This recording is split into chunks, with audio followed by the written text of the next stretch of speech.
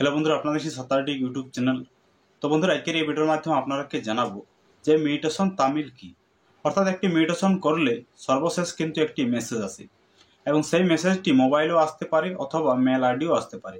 অর্থাৎ আবেদনের সময় আপনারা যে মেল আইডি বা যে মোবাইল নাম্বার দিয়ে আবেদনটি করবেন সেই মোবাইলে সেই মেসেজটি এসে থাকে। সেই মেসেজটাতে লেখা থাকে, যেটা কিন্তু এই ভূচিত্র থেকে আসে, সেটাতে লেখা থাকে your cash has been extracted for meditation MN দিয়ে পুরো ক্যাশ নাম্বারটি দেওয়া থাকে। তারপর খতিয়ান নম্বর ইজ, আপনার খতিয়ান নম্বরটি দেওয়া থাকে। এবং এছাড়াও আরেকটি মেসেজ আসতে পারে, your cash has been rejected for mutation cash number MN দিয়ে পুরো ক্যাশ নাম্বারটি আপনাদের লেখা থাকে। অর্থাৎ অনলাইন আবেদন থেকে শুরু করে ক্যাশ নাম্বার, তারপর অফিসে গিয়ে হেয়ারিং, সমস্ত ডকুমেন্টস অফিসার ভেরিফাই করার পর এই ধরনের দুইটি মেসেজ আসতে পারে। অর্থাৎ অফিসিয়ালি যে ওয়েবসাইট রয়েছে সেই ওয়েবসাইট থেকে মেডিটেশন তামিল বলে সেই মেসেজটিতে এসে থাকে। এবং সেটা যদি আপনাদের নতুন দলিল হয়, অর্থাৎ রেজিস্ট্রি অফিস থেকে যে অটোমেটিক ক্যাশ নাম্বার পাওয়া যায়, সেই ক্যাশ নাম্বার হলো সর্বশেষে কিন্তু এই দুই ধরনের মেসেজ আসতে পারে। অর্থাৎ এক মেসেজটাতে দেওয়া থাকবে আপনাদের খতিয়ান নম্বর, অর্থাৎ আপনার মেডিটেশনটি সম্পন্ন হলে যে খতিয়ান নম্বর আপনাকে দেওয়া হয় সেই খতিয়ান নম্বরটি দেওয়া থাকে।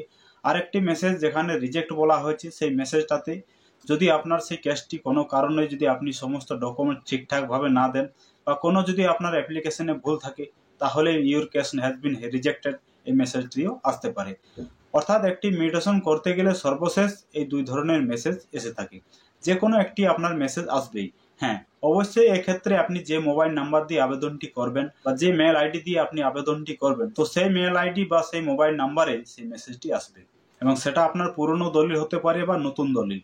অর্থাৎ নতুন দলিল বলতে যেগুলো রেজিস্ট্রি অফিস থেকে অটোমেটিক ক্যাশ নম্বর পাওয়া যায়, অর্থাৎ নতুন দলিলের ক্ষেত্রে, সেই সব ক্ষেত্রেও এই মেসেজটি কিন্তু আপনার অবশ্যই আসবে।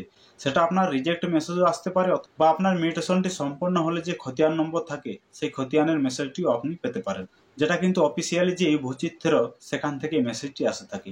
এবং এর পূর্বে আরেকটি মেসেজ কিন্তু আপনার মোবাইলে আসে। অর্থাৎ যে মোবাইল নাম্বার দিয়ে আপনি অ্যাপ্লিকেশনটি করবেন বা যদি আপনার নতুন দলিল রেজিস্ট্রি হয়, সেক্ষেত্রে রেজিস্ট্রি অফিসে যে মোবাইল নাম্বার আপনি দিবেন সেই মোবাইল নাম্বারও কিন্তু এই মেসেজটি এসে থাকে।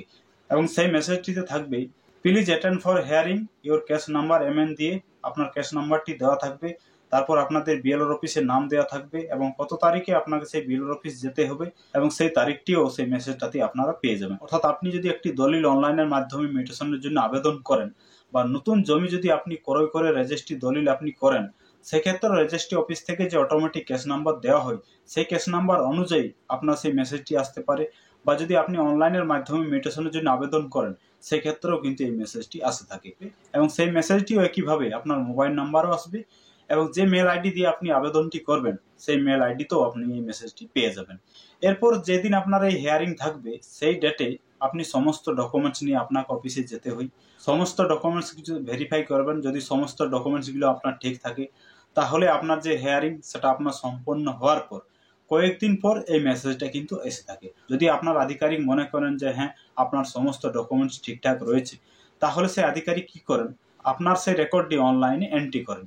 অর্থাৎ যে ব্যক্তির কাছ থেকে আপনি জমিটি ক্রয় করেছেন সেই ব্যক্তির জমির পরিমাণটা কেটে আপনার খতিয়ানে, বা যদি আপনি পুরনো খতিয়ান নম্বর দিয়ে অ্যাপ্লিকেশনটি করে থাকেন, তাহলে আপনার সেই পুরনো খতিয়ানে সেই ব্যক্তির জমির পরিমাণটা তুলে দেওয়া হয়। অর্থাৎ আপনার হিয়ারিংটি সম্পূর্ণ হওয়ার পর আধিকারিক আপনার সেই সমস্ত তথ্যগুলো কম্পিউটারে এন্ট্রি করে থাকেন এবং তারপরে সেই মেসেজটি কিন্তু অফিসিয়ালি যে ওয়েবসাইট এই ভূচিত্র থেকে মিউটেশন তামিল যে মেসেজ সেটা কিন্তু এসে থাকে।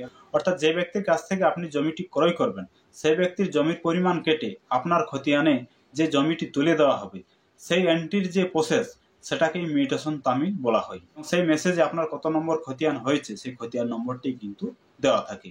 আর যদি আপনার ডকুমেন্টসের কোনো ভুল ত্রুটি থাকে, তাহলে কিন্তু আপনার কেসটি রিজেক্ট করা হবে এবং রিজেক্ট করলে মিউটেশন তামিলে যে মেসেজটি সেখানে কিন্তু রিজেক্ট বলে লেখা থাকবে। তো যাই হোক, মিউটেশন তামিল যে বিষয়টি সেটা আশা করি আপনারা বুঝতে পেরেছেন।